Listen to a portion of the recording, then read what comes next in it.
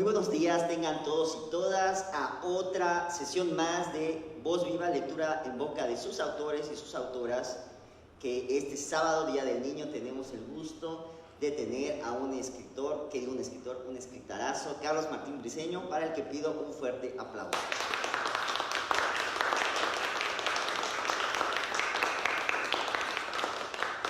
A nombre del Ayuntamiento de Mérida, de la Dirección de Cultura y por supuesto de la José Martí, su casa de libros, biblioteca, librería y centro cultural, pues les damos la más cordial bienvenida a todos y todas. Hoy también me acompaña mi compañera Lisedek, quien me va a estar, también va a estar haciendo preguntas al entrevistado del día de hoy, un gran cuentista.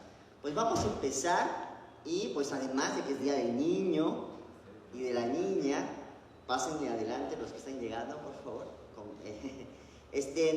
Como es Día del Niño y la Niña, me gustaría empezar con esta pregunta que ya he hecho siempre, pero que además, por ser este día, me parece mucho más acertada. Bueno, no sé si de niño empezaste a leer o ya más joven, pero que nos cuentes, Carlos, cómo ha sido tu acercamiento a los libros, cuándo empezaste a acercarte a los libros y cuándo decidiste empezar a escribir.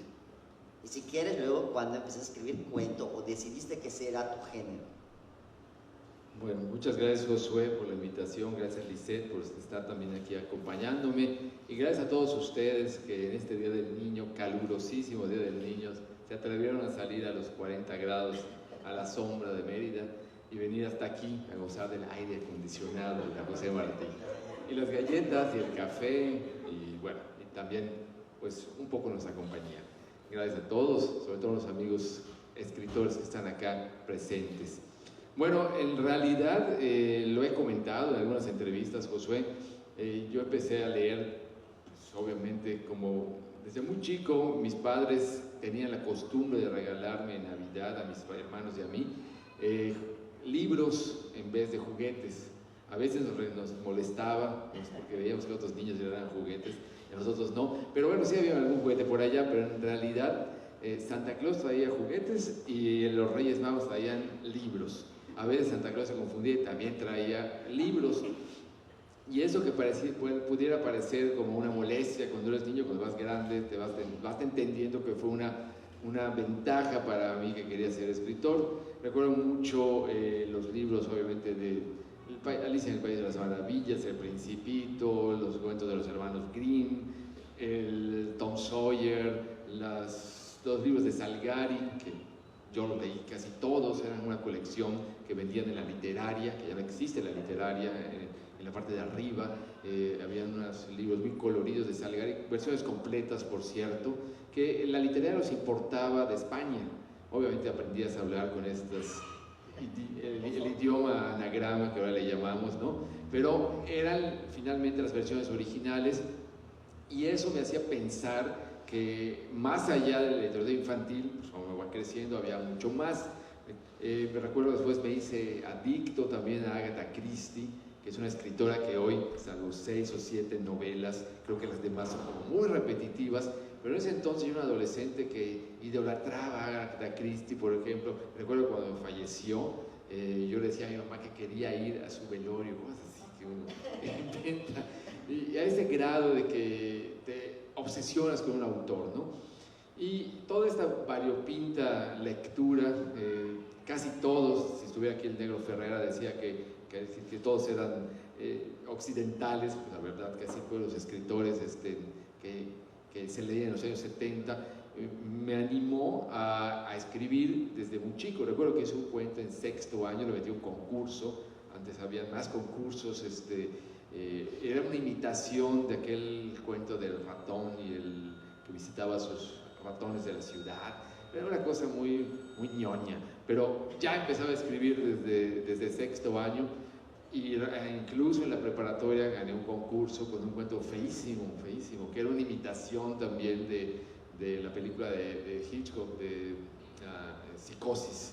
Era de una mujer, un tipo que guardaba el cadáver de su mamá y según yo era original, pero no tenía nada original, ¿no? Realmente había visto Psicosis de niño, no la entendí, pero me influyó. Y creo que la literatura infantil, no tiene que ser tan infantil, puede llegar a formarte de una manera. Y leí también uno que se llama Oliver Twist, uno que se llama, por favor, el libro Oliver Twist, en versión original también, no le entendía muy bien. Si Oliver Twist, me acuerdo que le había llevado un vendedor de libros, en ese entonces en Mérida habían vendedores de libros, iban de casa en casa, te vendían libros. Ajá, y mis padres compraron una colección de libros así empastados, muy bonitos, de color rojo. Estaba el Moby Dick de Herman Melville en versión completa también. Intenté leerla, no pude, hasta la fecha no he podido, debo confesarlo. Siempre me fastidia, pero reconozco que es una gran novela, si no, me hizo Roberto de decirlo.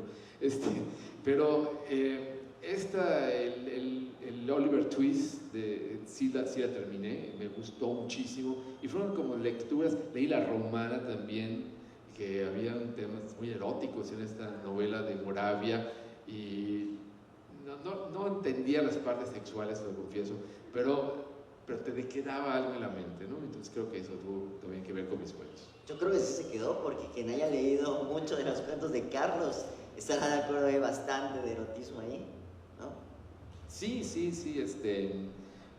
tal vez no me di cuenta que Moravia influyó, pero quien haya leído esa novela, no sé si la conocen, es una novela sobre la vida de una prostituta en Roma, y una novela, entre comillas, costumbrista de Moravia, y en esa época se vendió mucho. Moravia incluso sonó para ser Nobel, hablo de los años 70, fines de casi llegando a los 80, no siguió, pero esa novela era como la emblemática de él, y en esa época la vendían, se vendió mucho, y me acuerdo que incluso había una versión del cine, si no mal no recuerdo, y es una mujer que se dedicaba a la vida galante, y había historias así medias sórdidas, aunque Moravia sobre todo hablaba de costumbrismo, de cómo se vivía en Roma en esa época.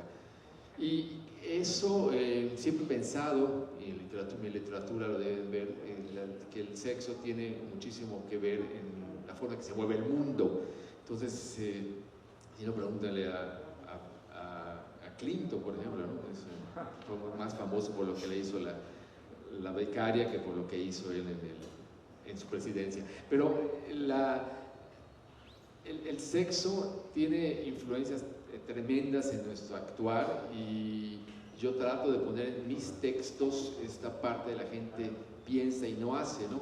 A muchos estos deseos soterrados que la gente tiene, y me gusta ponerlos. De hecho, mucha gente después me dice: esto que escribiste a mí me pasó, o me hubiera gustado, así me sentí con mi pareja, cosas de ese estilo, ¿no? Que al final los escritores, creo que para eso estamos, para hacer que la gente viva a través de lo que hacemos, historias que les gustaría,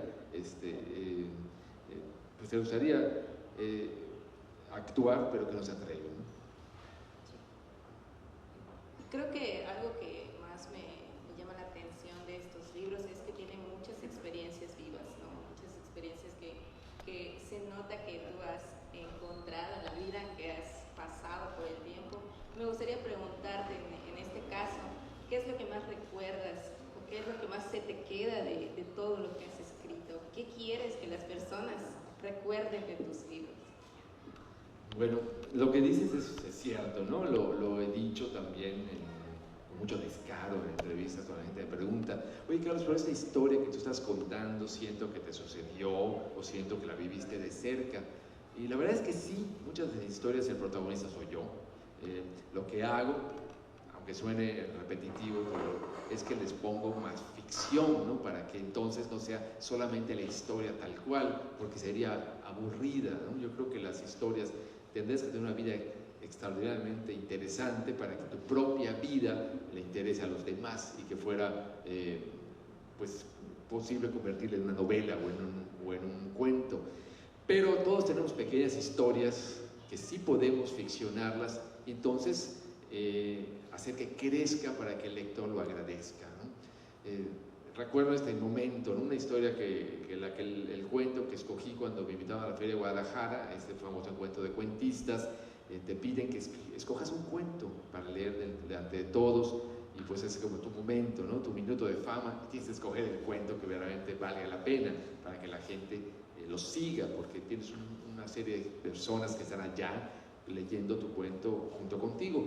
Y yo escogí Cabeza de Tortuga, que es un cuento que a mí me sucedió, es un cuento muy escatológico, pero también al mismo tiempo tiene mucho que ver con la vejez, con este repudio que a veces sentimos por la vejez. Es un cuento que les voy a decir la anécdota. Una vez yo fui a comer unas tortas de cochinita contra esquina del Hotel Fiesta Americana, hay no en el Smoking, un poquito más adelante, hay unas tortas que se llaman San Fernando, son muy antiguas. Mi esposa estaba embarazada y me dijo, oye Carlos, se me antoja cochinita, domingo a las 8 de la mañana, y dije, carajo, cochinita a las 8 de la mañana, bueno, ni modos, fui a comprar la cochinita.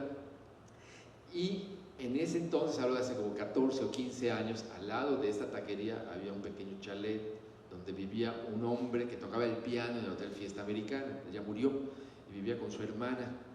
Y el hombre se paraba todos los días a que pedirle a alguien de los comensales de la taquería de San Fernando que le ayudara a meter a su mujer al baño, porque la mujer estaba enferma, tenía como 80 y tantos años, no podía caminar. Entonces tú tenías que ayudar, si decías que sí, por supuesto, a la mujer, llevarla al inodoro, y tenías que agarrarla porque no se iba para adelante, estaba obesa. Y tú escuchabas que la mujer pues defecara era una situación muy sórdida y escatológica. Pero te sentías bien porque decías, oye, este pobre hombre no va a poder llevar a su hermana al baño si yo no lo ayudo. Y recuerdo que acepté, y con esa anécdota, con esa historia real, hice un cuento que obviamente le metí otro rollo ficcionado donde el hombre se exhibía, me tocaba, cosas así que lo hacía más picante, en una combinación de picardía, erotismo y algo escatológico, ¿no? Entonces hace que el cuento crezca. Y además de que la casa era muy hermosa, era una casa, un pequeño chalet que está destruido, donde se veía que había habido dinero, había un piano, había fotografías, o sea, porcelanas. Entonces yo dije, aquí hay un cuento, este cuento lo tengo que llevar, lo tengo que hacer, porque eso es lo que yo hago, encuentro circunstancias, situaciones que pueden convertirse en historias de ficción, entonces el cuento crece muchísimo, ¿no? Ese es el ejemplo perfecto de dónde puede uno sacar un cuento, ¿no? Seguramente hay mucha gente que saca cuentos de su propia imaginación. Alberto Chimal, por ejemplo, me decía, Carlos, yo no puedo contar historias basadas en la realidad, todas las invento. Bueno, pero ese es un tipo de escritor. Otros escritores como yo tenemos que jalar un poco de la realidad. Quiero decir, igual hablando un poco de tus libros, ¿cómo fue haber ganado? Bueno, has ganado varios premios, eres uno de los 2 yucatecos que ha ganado el Beatriz Espejo, y también has ganado este premio de Max Au con tu cuento Montezuma Rimach. ¿Cómo ha sido esa experiencia desde concursar, haberlos ganado, y lo que significan para ti pues estos cuentos con los que ganaste? Bueno, creo que el sueño de todos los que escribimos es ganar premios, que tengan reconocimiento. Bueno, todos, a lo mejor estoy generalizando, ¿no? Pero hay gente que dice que no le importa, pero en el fondo yo seguro que sí les importa. Pero bueno, yo lo confieso, yo concurso mucho, sigo concursando, mando cuentos, libros de cuentos a certámenes. Me decepciono mucho también cuando veo que alguien gana, que conozco su trabajo y que no vale la pena.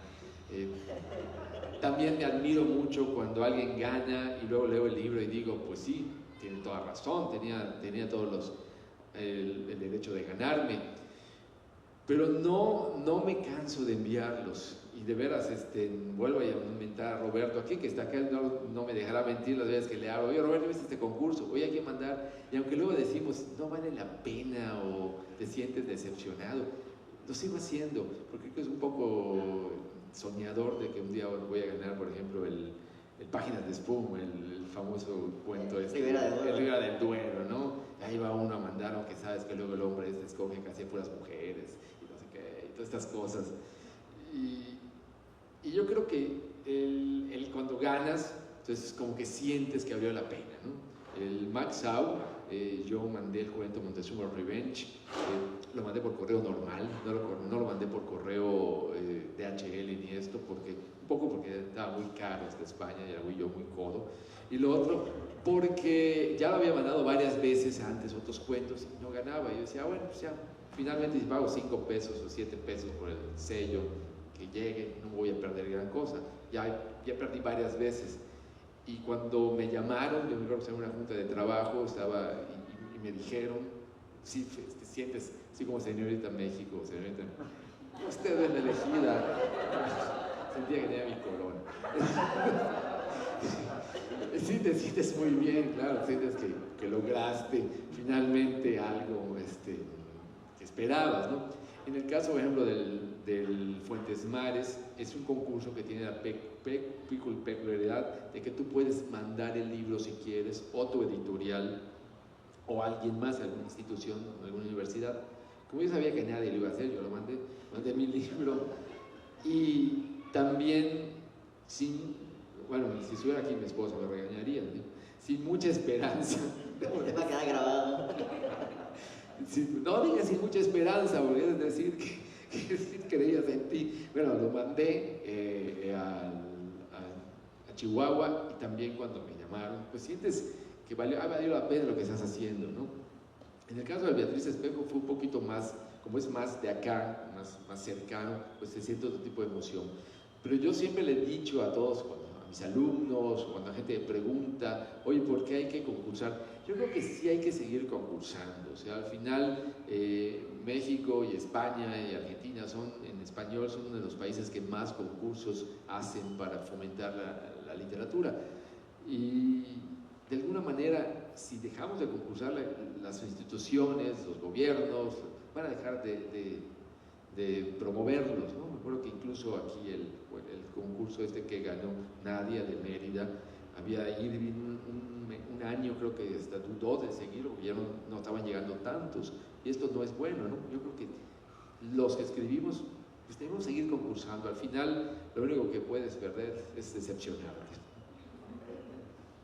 Bueno, Carlos, si te parece, vamos a tener 2 participaciones de lectura en boca de su autor, y Carlos nos va a leer ahorita una crónica, bueno, ya nos explicará de qué va, y al final pues tenemos una sorpresa con otro cuento que él nos va a leer de su propia voz. Si quieres, A lo mejor algunos ya lo conocen, esta crónica, algunos no. Es una crónica que habla del baile. Es una crónica que me gusta leer en público porque es bastante amena. Los que ya la conocen pues pueden volver a reírse. Se llama Breve repaso de lo bailado. Está publicado en el libro Viaje al centro de las letras. Sí. Dice Norman Mailer que los tipos duros no bailan. Quizá no es de serlo tanto, porque desde que tengo uso de razón, recuerdo haber tenido debilidad por mover el cuerpo al compás de la música. Cuenta mi madre que de recién nacido, nada más escuchar los chachachás de Corrin amplificados en la consola Admiral de la casa, movía mis piecitos como si tuviera cosquillas. Lo mismo oí decir me sucedía con las cumbias que en tanto mis progenitores laboraban, la niñera sintonizaba en su radio portátil traído desde Chetumal. Ya en el jardín de niños, las profesoras del colegio americano acostumbraban a elegirme como el personaje principal de las verbenas, por algo que ellas llamaban mi facilidad y gracia natural para aprenderme las elementales coreografías de sus numeritos. Era cosa no más de poner la música y yo, para beneplácito del cuerpo decente, le agarraba enseguida al ritmo con la precocidad magistral de un Fred Astaire, o mejor dicho, de una Shirley Temple. Recuerdo en especial una coreografía basada en Almendrita, el cuento de Hans Christian Andersen, aquella historia de la niña diminuta nacida de un grano de cebada que se la pasa de principio a fin escogiendo entre los animales del bosque un marido que la proteja. Pero no se crea que yo hice el papel del príncipe de las flores, aquel afortunado con el que se desposa al cabo la caprichosa Almendrita. Bueno fuera, tampoco fui Almendrita. A mí me asignaron el papel del sapo, un animal asqueroso y repugnante, lo describía don Hans Christian, que horrorizaba con su voz y aspecto a la pequeña. Ya se imaginarán cómo me sentía bajo aquel asfixiante disfraz de fieltro y peluche. No obstante la discriminación, cuando comenzaron los acordes del mambo número 5 que mis originales teachers habían seleccionado para amenizar la aparición del batracio, el sapo se transmutó en príncipe, pero del baile, a tal grado que opacó al tímido y ramplón reyesito de las flores, cuya actuación se limitó a dar vueltas en la pista,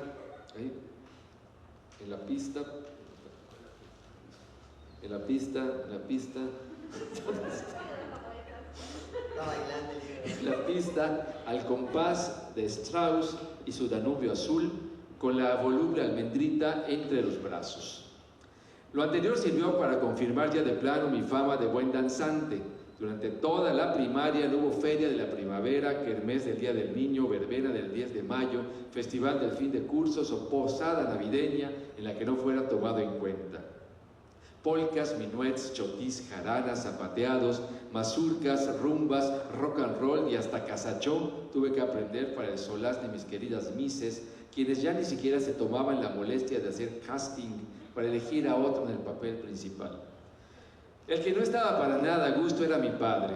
Amén de todo lo que tenía que gastar en aquellas cursis vestimentas de Shakira y lentejuela, temía que de tanto meneo su retoño acabara perdiéndose o perdido entre algunos cuerpos de ballet.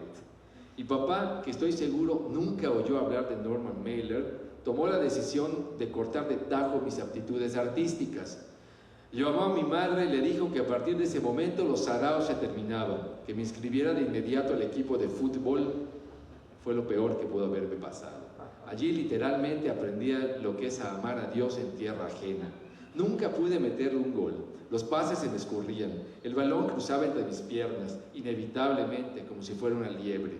Jamás acerté siquiera a rozar la pelota con aquellos aparatosos tacos endilgados, tan distintos de las babuchas a las que mis pies estaban acostumbrados. Y de encima, siendo el preferido de las profesoras, nadie me quería aceptar en su equipo. Que si el consentidito de las profes, que si el bailarincito, que me fuera por donde vine, pues la cancha no era sitio para delicaditos. Total, que acabé por hacer al tonto y al cabo de un tiempo, sin que papá se enterara, me uní a nuevos amigos de no jugar al fútbol y cambié la pelota por la soga y el elástico, implementos deportivos que para su dominio requieren, sin duda, menos nervio, aunque más destreza y agilidad que para el esférico. Pero como lo que bien se aprende nunca se olvida, al llegar a la adolescencia volví a las andadas. Esta vez fue Travolta, con su Saturday Night Fever, el que rescató de su letargo a mi vocación interrumpida. El filme, prohibido a los púberes de mi época por su ridícula clasificación C, logré verlo gracias a la complicidad del hombre recogeboletos del Cine Teatro Mérida, quien a cambio de unos baronets mentolados me dejó pasar al segundo piso, allí donde los inspectores nunca subían y donde se rumoraba ocurrían escenas más ardientes que las de la pantalla. Entonces me fue revelada la capacidad seductora del baile. ¿Cómo olvidar esa escena en la que el buen John, al ritmo de You Should Be Dancing, es vitoreado por las mujeres mientras se contonea como iguana sobre el piso iluminado de la discoteca? Era demasiado. Si Travolta, pensé en virtud del ondulante movimiento de sus caderas, es capaz de llevarse a la cama o al asiento trasero del automóvil a la que se le antoje, debía de imitarlo. Pero nadie advirtió que las mujeres no son como los albatros, esas aves cuyas hembras caen rendidas ante el macho que ejecute la danza más elaborada, sino como los pájaros glorieta, que prefieren aparearse con el macho que les construya la galería de ramas más impresionante. Pequeños equívocos sin importancia. Lo cierto es que a pesar de no tener la pinta de Travolta, mi habilidad para el baile me convirtió en un tipo popular entre cierto sector femenino de la escuela secundaria. Pian pianito comencé a obtener ventajas. Incluso mi padre, que nunca vio con buenos ojos tanto zarandeo, esta vez alentó mi vocación. Gordas, viscas, chaparritas, patizambas, bigotudas, y hasta que una que otra renga se aprovecharon de mis servicios. Pagados, por supuesto. ¿De qué otra forma hubieran podido ellas contar con un chambelán experto bailarín en sus fiestas de 15 años? Así las cosas, sin haber leído aún a Norman Mailer, llegué a la preparatoria y allí las reglas cambiaron. A nadie le impresionaba ya con mis virtudes dancísticas, mucho menos a las féminas aspirantes a femme fatale que pretendía ligarme. Las mujeres, sobre todo las mexicanas, son animales difíciles, solía decir un amigo que se las daba de muy conocedor. Hay que trabajarlas, invitarlas a buenos sitios, así es como funciona. Olvídate de Travolta y sus joterías. Y juro que a pesar de que lo intenté con vehemencia, jamás entendí las reglas de su juego amoroso. Preferí refugiarme en el arte, en el cine, en la literatura y en el tucho.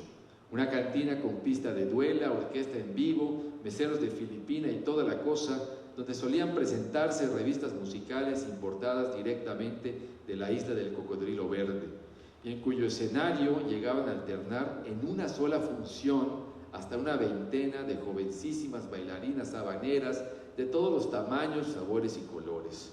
Fue allí donde me hice adicto a las mulatas, a los mojitos y a los ritmos afroantillanos.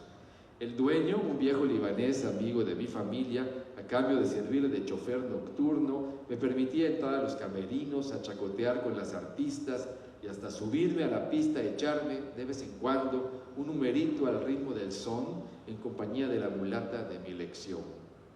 Así, entre pasmos y espasmos, transcurrió parte de mi juventud. Todo terminó, para mi mala fortuna, cuando un grupo de señoras de la High Society meridana decidió enviar una carta al cónsul de Cuba en México para rogarle que cancelara las visas de trabajo de las, según ellas, licenciosas bailarinas, causantes, otra vez según ellas, de numerosos rompimientos familiares.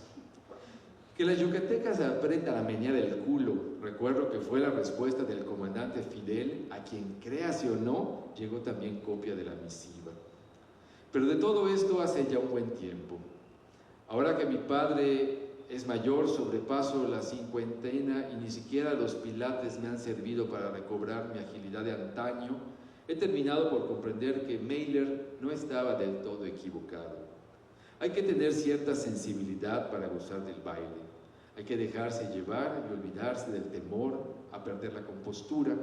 Después de todo, demasiado corta es la vida como para tomársela tan en serio. Muchas gracias.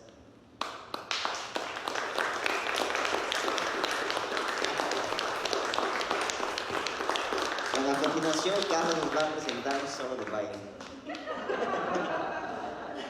Oye, pero no, o sea, yo sé que como dices, no es tan real, no es tan, tiene bastante ficción, es crónica, pero pues no te fue tan mal, ¿no? Me contabas que Ariana, tu esposa, una gran actriz, ahí la conociste.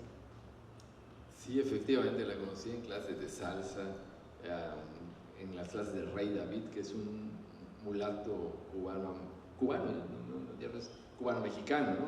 Que vive hace muchos años en Mérida, que da clases, y recuerdo que en las clases pues había pocos hombres y de repente las mujeres me peleaban, no porque yo fuera tan atractivo, sino porque no había pareja hombre y si no tenían que bailar entre ellas, ¿no? Entonces Ariana siempre me elegía y yo me dejaba elegir. Sí, al final, pues, funcionó. ¿Por qué Carlos no nos muestra ahora? Aquí hay una pista y aquí hay jóvenes. Entonces se va a convertir en una reunión de baile, ¿no? No, literatura. pero vale la pena ver esto.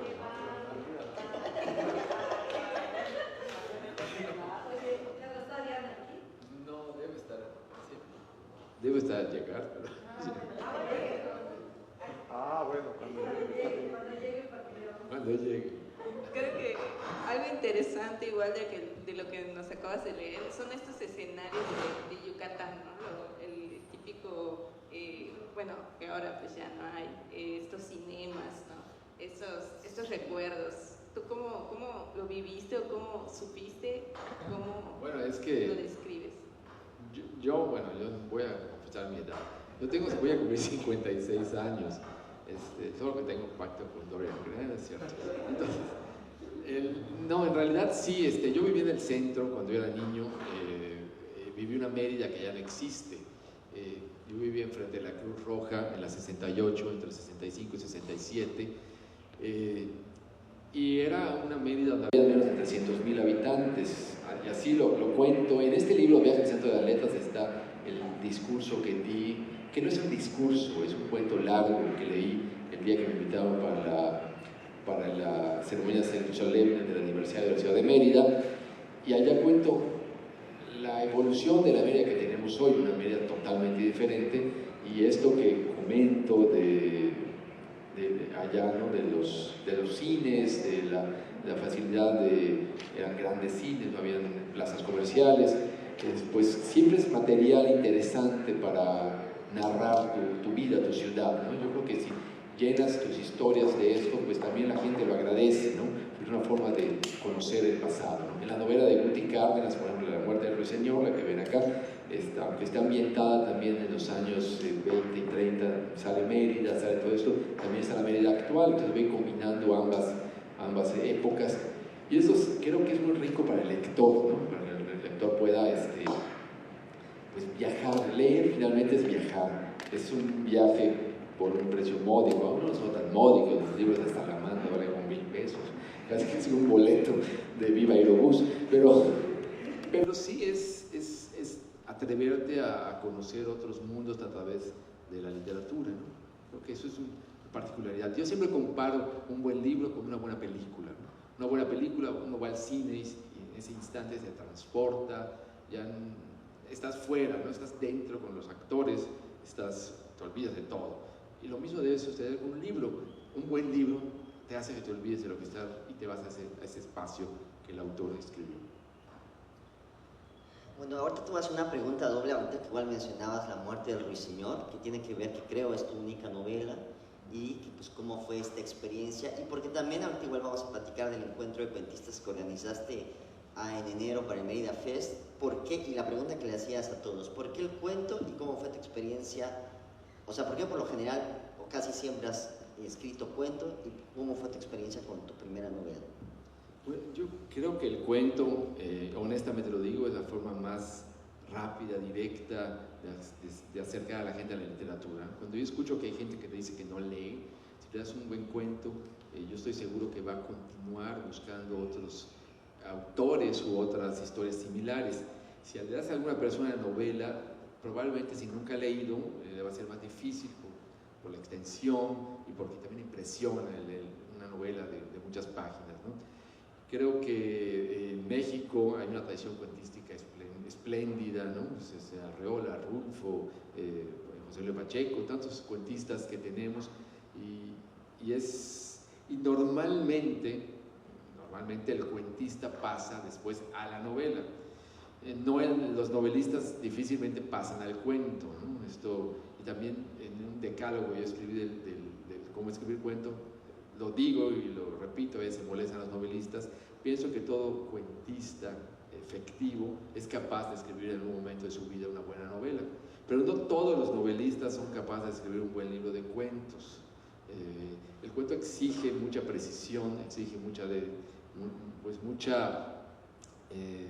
dedicación, precisión, tiene técnicas que se pueden romper, pero las técnicas hay que respetarlas, y eso hace después que te prepares para la novela. Y yo la novela la escribí también porque es difícil también que mucha gente te lea si solo escribes cuentos. O sea, que no me escuchan los cuentistas, pero sí es cierto. O sea, después de que publiqué la novela, mucha gente se acercó a mis cuentos. Es un poquito como una estrategia que tiene que ver con el marketing, ¿no? Entonces publícate en la novela para que te acerquen a tus cuentos. Al final, yo creo que el cuento va a prevalecer, nunca se van a dejar de escribir cuentos.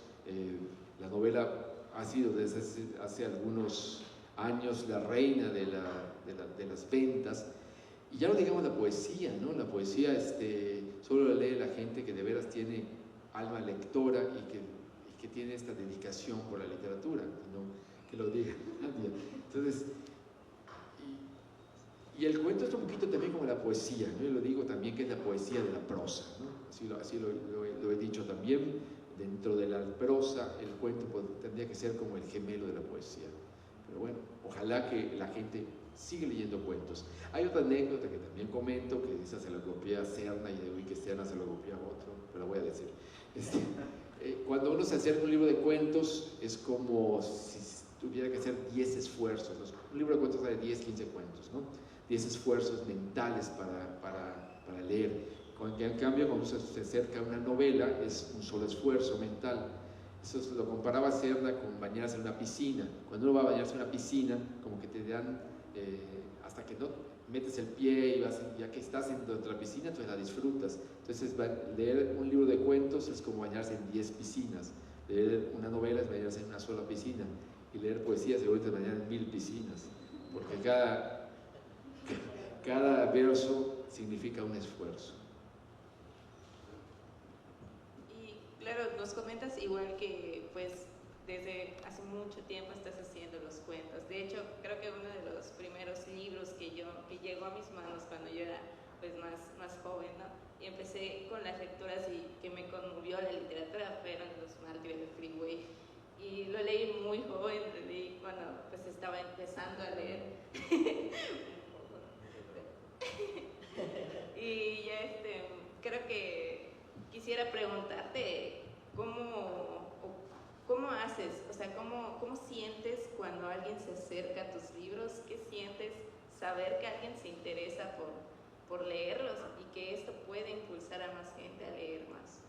Bueno, yo creo que es la mejor recompensa de cualquier escritor, ¿no? Que alguien te diga, oye, Carlos, leí tu libro, o te escriba, o te busque, o que haga un viaje hasta a un lugar donde te vas a presentar para decirte, traigo tu libro y quiero que lo firmes, o quiero tomar una foto. Creo que, aparte que te llenas de vanidad, entonces también sientes que realmente te valió la pena lo que estás haciendo, ¿no? Eso yo creo que, y saber también que a raíz de un libro la gente sigue leyendo, pues es como una réplica de lo que pasó cuando eras niño.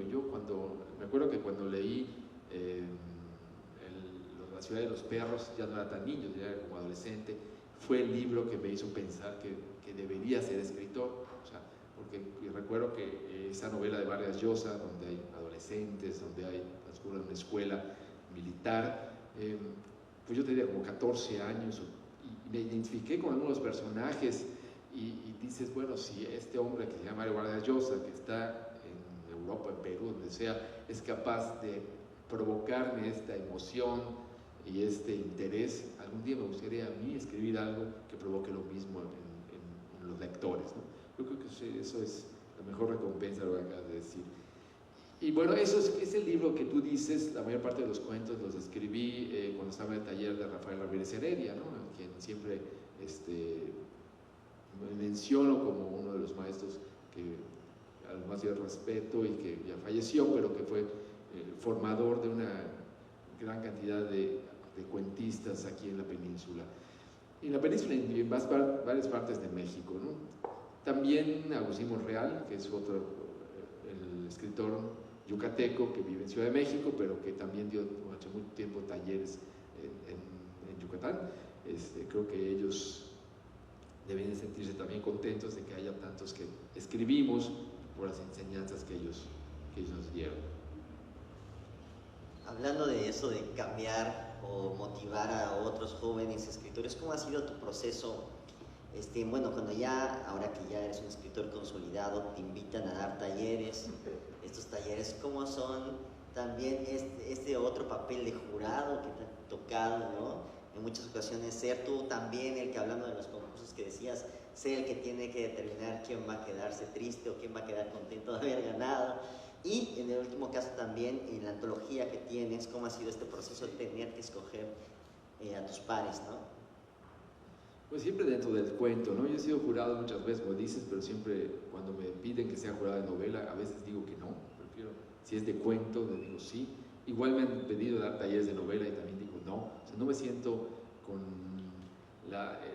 pues no, quizás podría hacerlo, pero no me siento tan a gusto dando un taller de cuento, o tan a gusto siendo jurado de cuento como si lo fuera, por ejemplo, de novela, ¿no?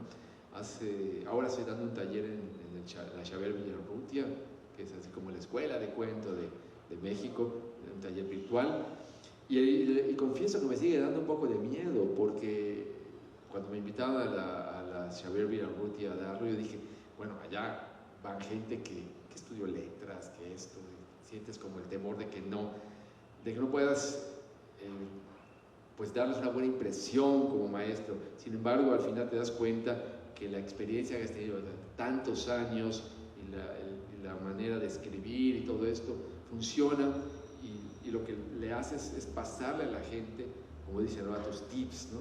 Entonces, que eso es lo que realmente ellos aprecian, porque la parte técnica y la parte académica la pueden leer en cualquier libro de cómo escribir cuentos, que hay 20.000, ¿no? Mónica Lavín, por ejemplo, que es una gran amiga mía, ha hecho unos cuentos espléndidos de aprender a escribir cuentos, que están publicados en el Lectorum.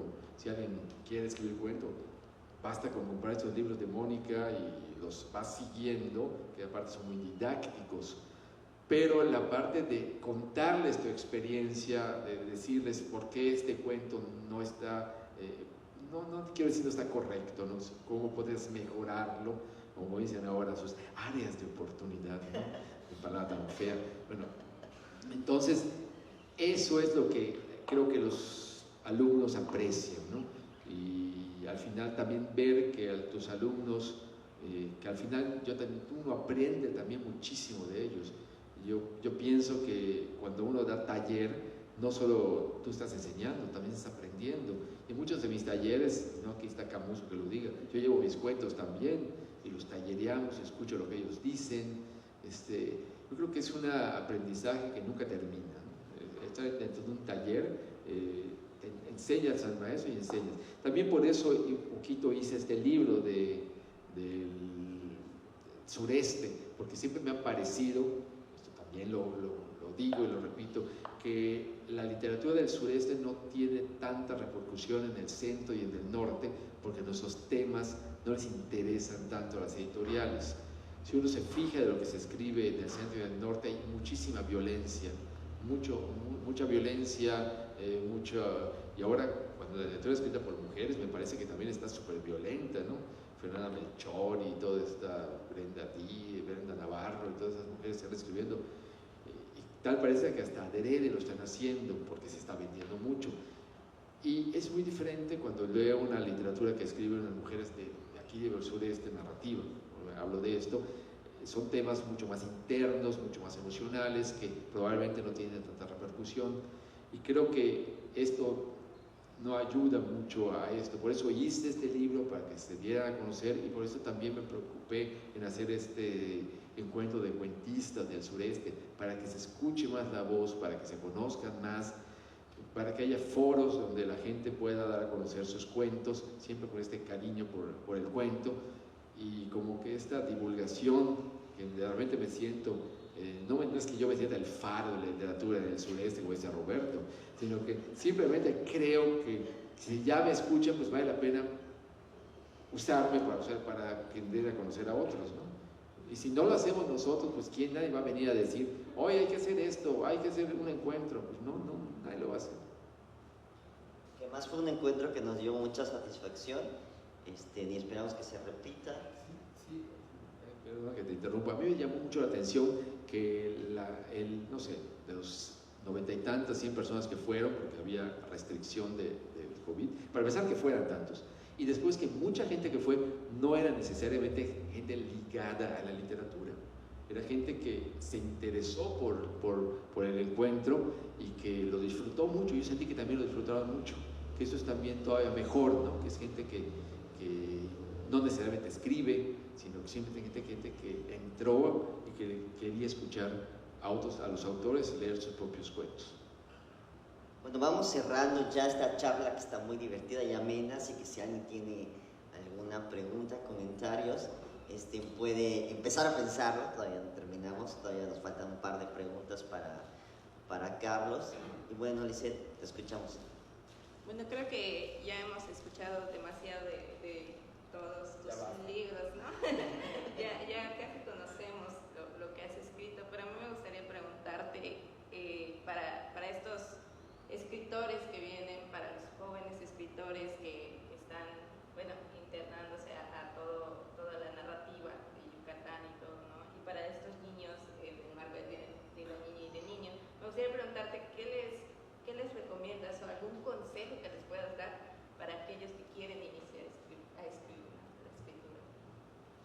yo creo que el primer consejo, pues yo siempre digo, 3 cosas se tienen que tener para ser un buen escritor. En primer lugar, leer muchísimo, ¿no? Leer mucho. Si no, no vas a producir nada que valga la pena. ¿No? Filio que lo diga también, ¿verdad? Que es un gran lector. No porque no buscar que valga la pena, sino que lee mucho. Sino que lee mucho. Siempre converso con él de autores que cruzamos. Oye, ya leíste ese libro, oye, ya leíste este autor, o sea, me gusta escuchar lo que está leyendo también gente como él que está empezando, o no, ya no está tan empezando, pero gente que está en esto, porque hay autores que a veces yo no conozco. Yo creo que la lectura es el alimento indispensable de los escritores, ¿no? Y en cualquier género literario que deseen incursionar, si uno no lee, pues no va a producir nada que valga la pena. Ya todo está escrito, ¿no? Shakespeare, todos, Miguel Cervantes, ellos ya escribieron todo. Lo que tenemos que hacer es contarlo de otra manera. Al final no es tan importante lo que uno escriba, sino cómo lo escribe. Que esta frase que parece un poquito trillada, es cierto, ¿no? Yo puedo contar, Cortázar decía que él hacía literatura hasta de una piedra. Esa expresión de Cortázar siempre la repito porque me impresionó cuando la leí. Decía él, se puede hacer literatura hasta de una piedra. Y hay un cuento precisamente, hablando de piedras, que yo leí a mis hijos, que leyeron ellos, después se llama La Piedra Azul, de Jimmy Liao, que es bellísimo, se ha editado por Fondo de Cultura Económica. Si tienen hijos, que les compren La Piedra Azul. Jim Liao, un surcoreano, surcoreano del norte, ¿no? No de la Corea fea, un surcoreano que tiene ese libro extraordinario, Jimmy Liao, y que es la historia de una piedra. Entonces, allá comprueba uno lo que decía Cortázar, o sea, no es tan importante lo que uno escriba, sino cómo lo escriba. Entonces, en primer lugar eso, ¿no? Leer muchísimo, leer tanto clásicos como contemporáneos, ¿no? Hay de repente gente que solo lee los clásicos y se nota en su literatura, y hay quien solo lee los contemporáneos y también se nota. Creo que la combinación de ambos es lo primero. Lo segundo, que siempre también digo, es inscribirse en algún taller. Hay cientos de talleres ahorita en Mérida, ¿no? Los atorrantes, los no atorrantes, los no sé qué, los hipogeos, los samueles, bueno, los templarios, no sé, un montón de talleres. Entonces vale la pena al final inscribirse a talleres para escuchar, dejarse escuchar, aprender técnica. Allá te vas enfrentando y luego salir también de tu confort y meterte a talleres también virtuales. Hay talleres virtuales buenísimos, escuchas que los da de cuento específicamente don Antonio Parra, o que los da gente que ya tiene larga trayectoria en cuento. Pues hay que ser humildes e inscribirse, escuchar, aprender. Yo creo que también hay talleres de Carlos Martín Briceño también, buenísimos. Entonces, bueno, claro, eso creo que es lo segundo, ¿no?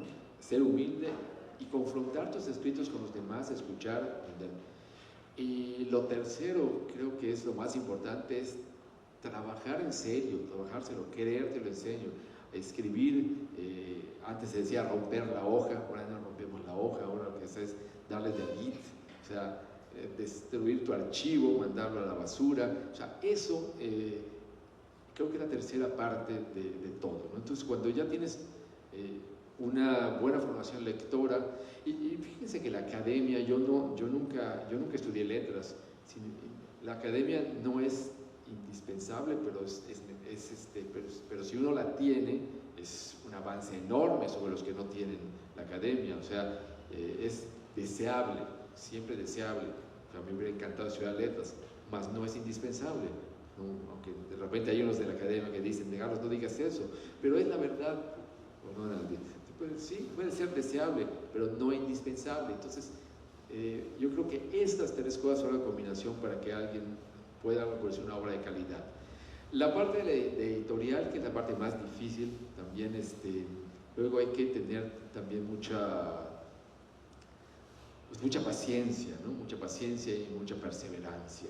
Porque al final, yo nunca he creído que haya un escritor que diga que escribió una obra maestra de un día para otro y se la publicó en editorial importante. Eso no es cierto, y quien lo diga es mentira. Aunque de repente escuchamos por allá una chava de Ciudad del Carmen que escribía en esta, ¿cómo se llama? ¿Dónde es Twitter?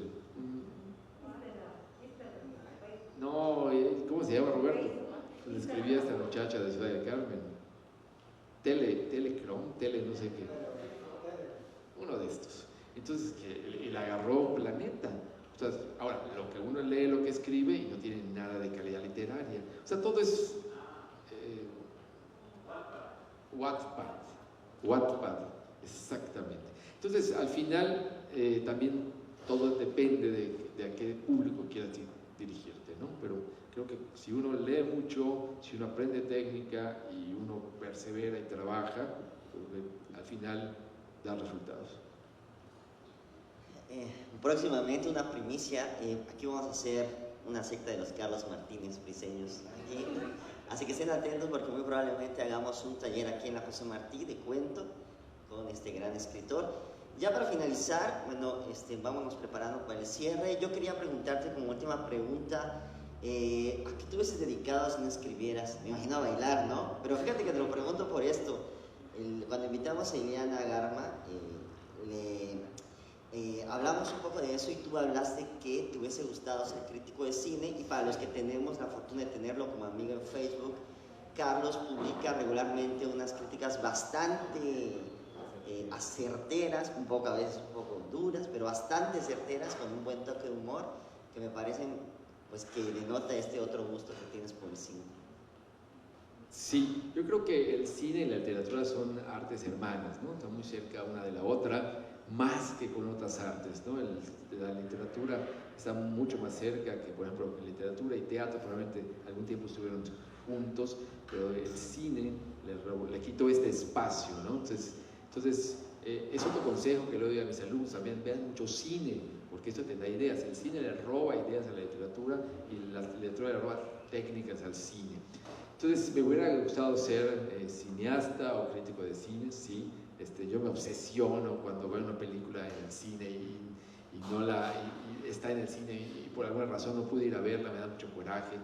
Yo sigo siendo un poco la antigua, prefiero ver las películas en la sala grande, ¿no? Aunque si hay que verla en Netflix, pues si no me queda de otra, lo hago, aunque luego me empiezo a dormir, tal vez por la edad, pero no sé.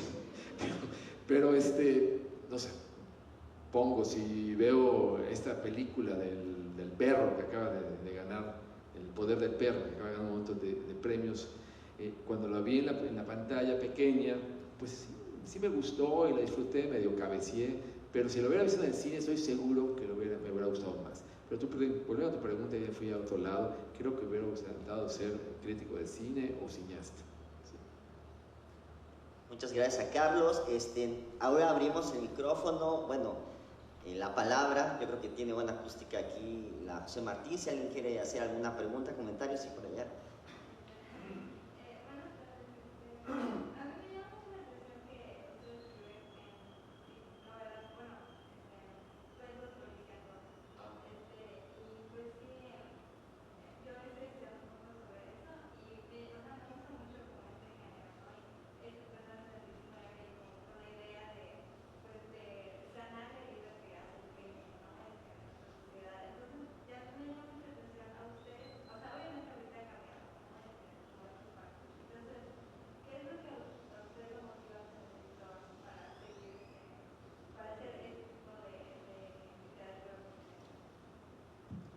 Bueno, mi último libro, que es un más reciente libro, es Toda felicidad nos cuesta muertos, que efectivamente son 5 cuentos negros, se le llaman 5 cuentos policíacos, que te voy a confesar algo, yo los tenía estos cuentos, algunos de ellos los tenía guardados allá en la computadora desde hace tiempo, pero no los había podido publicar junto con mis otros cuentos porque los demás pues tienen muy poco que ver con la trama negra, ¿no? Tienen mucho más que ver con las emociones, con lo que yo escribo mucho, ¿no? Sobre las parejas, sobre los divorcios, sobre las infidelidades, sobre estos temas que también son duros, pero no son policíacos. También hay muerte, pero no de la manera de la pesquisa de la que está buscando a un crimen. Entonces, te hablo rápidamente de los 5 cuentos que conforman este libro. El primero, que es el Montezuma Revenge, Es un cuento negro, policíaco, donde hay un crimen que con el que gané el Max Sau, ha sido antologado en muchos lugares porque combina ambas cosas. El tema policíaco, la trama policíaca, también combina con la trama de las relaciones humanas, ¿no? Las relaciones humanas. El segundo, que es el cuento que se llama, bueno, creo que tengo Alzheimer. El segundo, que trata de unas violaciones de niños, que está basado en una historia real que sucedió aquí en Mérida en los años 70. Tiene mucha ficción también. Yo lo había publicado antes, pero no se había dado tanto a conocer y por eso lo puse en este libro. El tercero, que es Los Mártires del Freeway, que es un cuento largo, no es un cuento que haya sucedido en la realidad, pero sí tiene que ver con los asesinatos que en los años 80 sucedieron de algunos sexoservidores, hombres, en Mérida, cuando la calle 60, lo que se acordarán, era la calle donde se prostituían los hombres, ahora se prostituyen por todos lados, entonces solo en la 60 era la parte, ¿no? Bueno, Armando.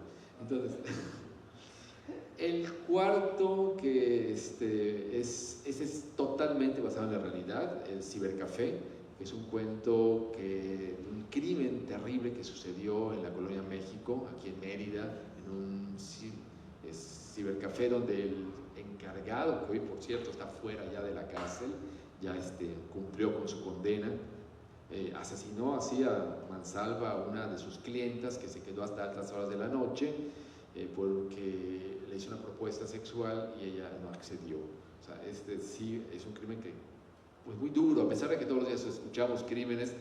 Lo extraño de aquí es que en un cibercafé, en un pequeño centro comercial, se pueda cometer. Eso quiere decir que estamos expuestos en cualquier lugar, ¿no? Probablemente aquí al lado, en donde está la fuente seca, están matando a alguien ahorita, y estamos aquí leyendo literatura, ¿no? Entonces, eso es lo que impresiona de este crimen.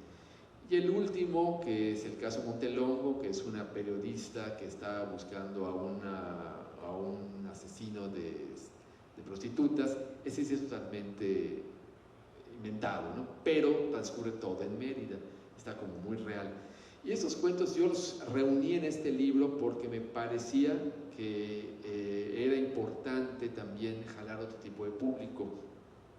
Creo que el cuento policíaco tiene un nuevo aire en México y en España, en general, también en toda Latinoamérica, y se está leyendo mucho cuento policíaco, mucho cuento negro, y cuando la editorial me propuso esto, me pareció prudente hacerlo.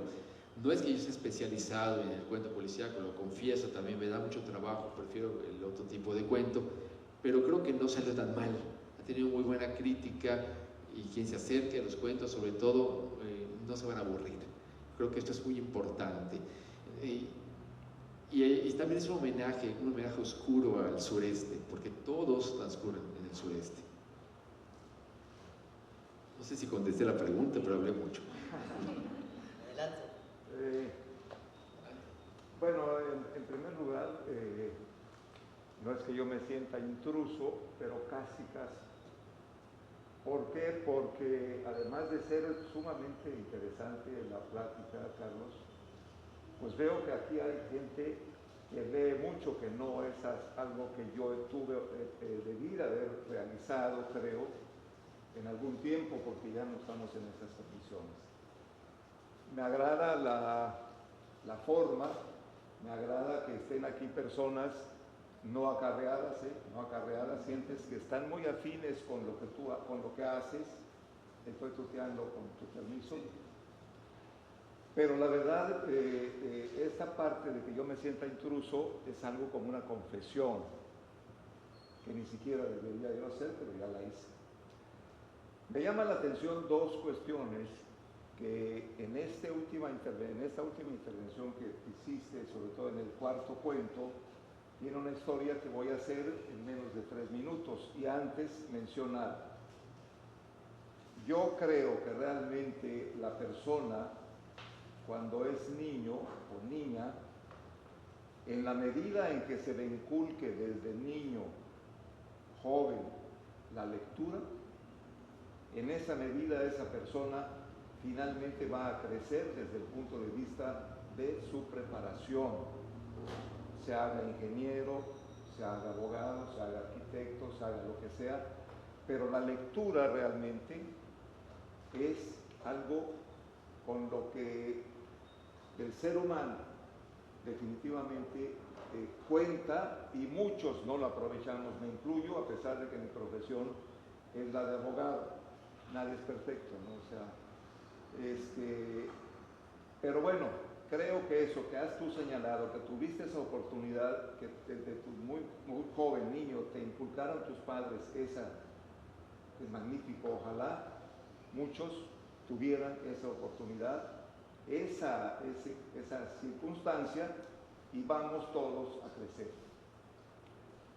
Otro aspecto es que yo creo que la lectura permite a la persona que la realiza desarrollar su imaginación.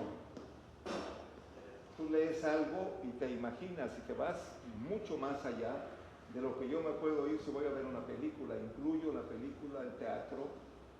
O sea, la lectura te hace crecer, piensas, te vas, y esto enriquece. Y por último, pues yo no sé si lo debería de decir, pero siempre he tenido el defecto de ser muy transparente y muy claro. A veces no es muy conveniente. Ese es tu cuarto cuento. Yo lo viví de cerca, absolutamente de cerca. Me refiero al crimen del cibercafé de la Colonia México. Yo estaba en un servicio público, yo era servidor público. Y me tocó ver de cerca, para ser más claro, el Ministerio Público o la Procuraduría General de Justicia del Estado. Fue mi primer homicidio doloso, calificado doloso. No tienen ni idea ustedes, ya Carlos contó las circunstancias de otros aspectos, este sujeto, y por eso la novela policíaca a mí me parece que es muy buena. No sé la persona que hizo la pregunta, pero vaya, no quiero extenderme más. Este sujeto hizo lo que tú mencionaste. Voy a mencionar algo que puede sonar feo, pero que aquí somos todos adultos y entendemos. La destrozó, la desmembró, la metió a unas bolsas de basura, las puso en el basurero y se las llevó el servicio de recolección de basura. No tienen ni idea del trabajo que se tuvo que hacer para encontrar parte del cuerpo. Afortunadamente se logró la detención de ese sujeto cuando estaba a punto de irse. Y yo, como funcionario público encargado de ese aspecto, yo pedí hablar con él. Y me dijeron, no, puedes verlo en la cámara Heysel, o sea, en la cámara en la que tú ves, pero él no te ve a ti. No tienen idea. Esa persona no tenía ningún antecedente penal, no había cometido, creo que, ninguna infracción de tránsito, no había hecho absolutamente nada, creo yo, que fuera ilegal, era muy joven, efectivamente creo que ya compurgó, pero cuando se le preguntó, oye, ¿y por qué lo hiciste? Porque yo tenía ganas de sentir qué experimenta uno cuando mata a una persona. Impresionante. Esto sí ya es un relato de mi parte por la vivencia que tuve, y sostengo que la novela policíaca, la novela o digo el cuento, la literatura de esta corriente, para mí es muy interesante y muy importante. Les agradezco que me hayan escuchado en estos términos, pero no pude contenerme, sobre todo abrirme. Yo fui el procurador de justicia cuando esto estaba ocurriendo y fue mi primer homicidio calificado. Tenía yo 3 meses en el servicio público. Gracias. Al contrario, gracias por su participación. Cuando compre el libro va a ver Eso cómo es lo que voy a hacer. Claro. Eso es lo que voy a hacer. Ahí le voy a enriquecer. Gracias. Aprovechando esto, pues les recuerdo que aquí, o no sé si ya lo había dicho, van a estar acá los libros de Carlos para que puedan firmar. Ya para cerrar vamos a leer un último cuento, que además es una primicia, ya nos va a platicar un poco Carlos, y ya con esto vamos a cerrar esta charla tan divertida y amena con Carlos Martín Diseño. El cuento se llama 15 minutos, no está publicado, bueno, y es un cuento muy breve, que aquí me va a acompañar Julio Morelos. El hermano de Josué, Julio. Gracias. Nepotismo. Se parece. Él es el adaptador. 15 minutos. El primero en entrar fue Mauricio. Yo me quedé afuera en la semioscuridad del pasillo de aquel hospital, arrepentido por no haber tenido el valor para decirle a mi hermano menor algunas palabras que lo reconfortaran. Nunca fuimos muy unidos, teníamos serias discrepancias en cuanto a nuestras formas de entender la vida. A él, que abandonó la carrera de arquitectura para dedicarse de lleno a la pintura, le parecía que yo era un tipo mediocre por haber estudiado Derecho, una profesión gris, decía, cuyo único fin era el de hacer dinero. Detestaba mi burgués estilo de vida, pero irónicamente trabajaba mucho menos que yo, seguía soltero y gozaba del apoyo económico incondicional de mis padres. A mí siempre me pareció que el más burgués de los dos era él. No obstante, estas diferencias nos queríamos y aunque nos frecuentábamos poco, cuando mi madre nos convocaba por algún asunto importante, acudíamos de inmediato. Mamá había pedido que llegáramos puntuales. El horario de visitas para los enfermos en terapia intensiva en aquella clínica era muy estricto. Hasta que no trasladasen a mi padre a una habitación privada, no podríamos verlo con libertad, mucho menos traerle a alguno de sus nietos. Así lo había dicho el médico y ella rogó que respetáramos la orden. Vengan solos, van a entrar uno por uno, estarán con él menos de 15 minutos, recalcó por teléfono. A unos metros de mí, en una salita de espera con aire acondicionado donde una televisión transmitía telenovelas sin descanso, Lorena platicaba en voz baja con mamá. Las vi de reojo, tenían las manos entrelazadas. Pinche Lorena. Ella había tenido mucho que ver con todo esto. Fue la primera en presionar a mamá para que autorizara a los médicos a hacer lo que fuera necesario. Devota del yoga, el New Age y el Reiki, mi hermana parecía irradiar siempre una tranquilidad desquiciante. Pero sus dos oscuros divorcios, aunados a sus constantes cambios de trabajo, evidenciaban su verdadera naturaleza. Ahora de seguro estaba aconsejando a mamá acerca de cómo anteponerse ante la adversidad. Cuando Mauricio volvió venía muy alterado. Me di cuenta que tenía el rostro transfigurado por la pena. Lloraba. Traté de abrazarlo, pero él tajante me rechazó. Apúrate, carajo, todavía faltan Lorena y mamá, dijo. Atravesé la primera puerta y me topé con un lavabo de acero inoxidable y un gancho donde colgaban batas, guantes y cubrebocas. Mientras intentaba colocarme correctamente la bata, pensé en cuánto me hubiera gustado que mi padre muriera de un paro cardíaco y no de estos putos infartos cerebrales intermitentes que lo estaban matando poco a poco. Probablemente él hubiera deseado lo mismo.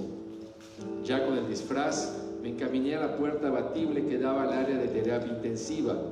Al entrar, el olor a cloro, alcohol y desinfectante hizo que comenzara a picarme la nariz y me esforcé por no estornudar. Separados tan solo por unas frágiles mamparas de plástico, había allí una veintena de lechos. Me llamó la atención que hubiera tanta gente visitando a sus enfermos. Si lo que necesitaban estos pacientes para restablecerse era tranquilidad, en este lapso no la iban a encontrar. Me acerqué a un joven enfermero que reía con alguien en su celular y le pedí que me indicara cuál era la cama que correspondía a mi padre. Sin soltar el teléfono, buscó el apellido en una bitácora y señaló una de las mamparas con el índice. Papá, vestido con una de esas feas batas azules, dormía profundamente. Estaba conectado a numerosos tubos y una máscara de oxígeno le ayudaba a respirar. En su cráneo, totalmente afeitado, resaltaban las costuras brillantes de la operación reciente. Una enfermera, blanca y regordeta, le tomaba el pulso. «¿Cómo está?», dije para romper el silencio. Estable, joven, respondió esbozando una benévola sonrisa. Ah, ¿es su papá? Tiene un corazón muy fuerte, agregó abriendo mucho los ojos. A su edad no cualquiera aguanta una operación así. Levanté la mirada y traté de sonreír. ¿Usted cree que se recupere?, pregunté, fingiendo desconocimiento, aun cuando mi madre me había advertido que los médicos pronosticaban bajísimas posibilidades. Solo Dios sabe, respondió, evadiendo cualquier compromiso, anticipando el fracaso, colgándole la responsabilidad a la divina providencia. ¿Y para qué chingados lo operaron? Me entraron ganas de gritarle, pero además de que ya sabía la respuesta, para bajarle a la familia la mayor cantidad de dinero posible, no quise verme como un idiota. Ya mamá conocía mi opinión sobre el asunto y me había advertido cuando hablamos largamente sobre el tema. Cuidadito le reclamas algo a tus hermanos o a los doctores. Le acaricié el hombro a mi padre. Sonriente, la mujer volvió a la carga. Háblele, joven, dígale que está usted aquí, platíquele que tiene que poner de su parte para recuperarse. Es lo que necesitan oír los enfermos cuando están convaleciendo. Les hace mucho bien. A lo mejor hasta abre los ojos al reconocer su voz. No contesté. Hice una señal de adiós con la mano, dándole a entender que se largara. Cuando la enfermera se retiró, ya había transcurrido más de la mitad del tiempo que me tocaba. Observé con detenimiento la gran cantidad de cables y aparatos que mantenían a mi padre con vida artificial. ¿Y si desenchufaba la máquina de oxígeno sin que nadie se diera cuenta? Recordé que alguna vez, cuando comenzaba a desvariar por los primeros microinfartos, mientras lo llevaba en mi automóvil al desayuno semanal con sus viejos amigos, único acto social no familiar al cual se permitía asistir, tuvo un inesperado repunte de lucidez. Me dijo que a sus 85 ya no le tenía miedo a la muerte, que había vivido una buena vida y formado una gran familia. Lo que sí no quiero, enfatizó, sería comenzar a dar pena, como el Suso Buenfil, ese pobre que seguía yendo en silla de ruedas y con tanque de oxígeno a las reuniones del colegio de ingenieros, o peor aún, acabar como tu tío Alfredo, tirado en una cama sin poder hablar ni comer o tomar siquiera una cerveza, llenando de preocupaciones a toda la familia, obligado a que otros te bañen y limpien las nalgas. Estaba tan sorprendido por su repentino acto de franqueza que detuve el coche, me le quedé mirando y prometí encargarme de que nada de esto sucediera. 3 meses después me encontraba junto a mi padre en la sala de cuidados intensivos de este hospital, observando cómo el destino, coño, lo llevaba justo hacia lo que él tanto temía. ¿Por qué era tan difícil para mi madre y mis hermanos entender que no tenía ningún caso empecinarlos y mantenerlo con vida? ¿Tanto trabajo les costaba aceptar lo inevitable? Aún suponiendo que consiguiera brincarla, papá nunca volvería a ser el mismo. Iba a salir lleno de secuelas, iguales o peores que las del tío Alfredo. No quería ni imaginar el calvario que le esperaba. Tratando de sobreponerme y cumplir con el protocolo, coloqué mi mano derecha sobre una de las suyas y le hablé en voz queda. Papá, soy Ricardo, ¿me escuchas? Silencio. Lo único que se oía era el ritmo de su respiración dificultosa. Volví a intentarlo, pero esta vez le apreté la mano y subí la intensidad de mi voz. Papá, ¿puedes oírme? Soy Ricardo. Nada, solo el sonido de su respiración. Coño, todo era inútil. Mi padre jamás volvería a estar con nosotros. Desvié la mirada y caí en la cuenta de que nadie se fijaba en mí. Había demasiada gente. Por unos segundos pasó por mi cabeza la idea de arrimarme al respirador artificial y desconectarlo. Sería tan sencillo. Me acerqué al enchufe, pero enseguida una mezcla de conciencia y cobardía me hizo vislumbrar lo que sobrevendría: el ajetreo, los reclamos, los gritos, las preguntas, las explicaciones, el repudio de la familia al enterarse de la intentona. Imposible. No estaba listo para jugar a ser Dios. Vi en mi reloj que ya le había robado 5 minutos a Lorena. Derrotado, me acerqué a darle un beso a mi padre en la frente y di media vuelta para retirarme.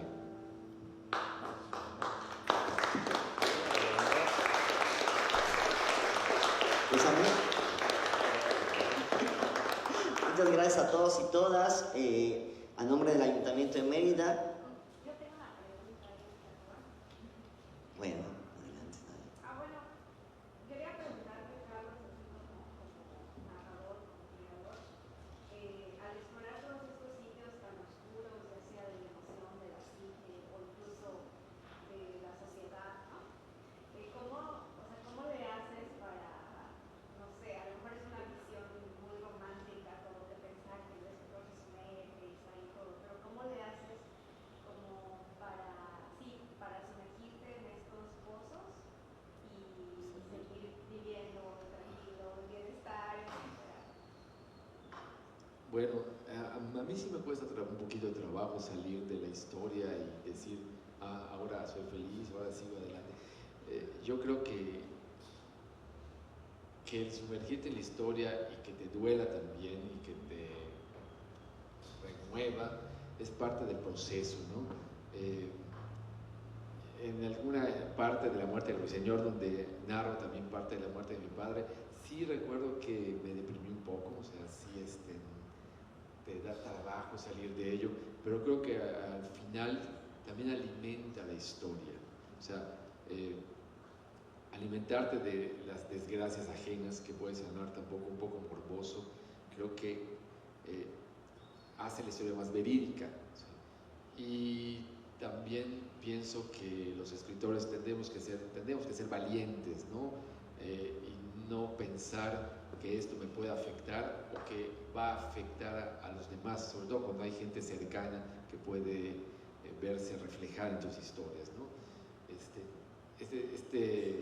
Hay una buena dosis de cinismo también en lo que uno escribe y te vuelves un poco indiferente. Yo creo que eso pasa conforme vas avanzando y te vas volviendo indiferente. Pero si sentís la historia, se va a notar. Esta historia, por ejemplo, tiene muchísima realidad. Le quité a varias personas porque yo tengo más hermanos. Hubo una escena de esa naturaleza y yo sentía que tenía que contarla porque yo tengo mucho coraje contra algunos médicos, no quiero decir todos los médicos, porque siempre siento ahora que la medicina se ha vuelto demasiado comercial, ¿no? Entonces, sobre todo cuando hay un enfermo terminal y que tiene